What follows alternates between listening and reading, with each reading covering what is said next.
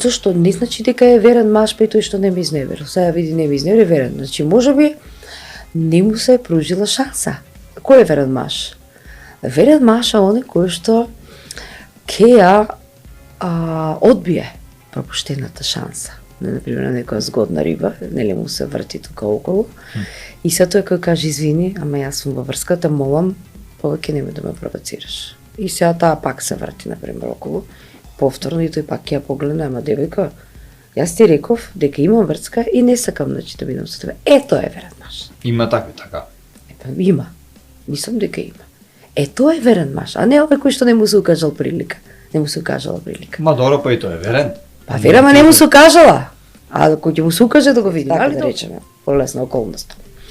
Не, јас ти кажам искрено, првин ги оставам, па после значи почнам некоја друга врска. А дури откога ќе ги оставам, например, некој го оставам некој маж, кај жената е малку подруго за разлика од вас. Жената напред да го остави мажот, таа веќе решила во умот. Ти може мислиш дека си уште со таа особа, но не си.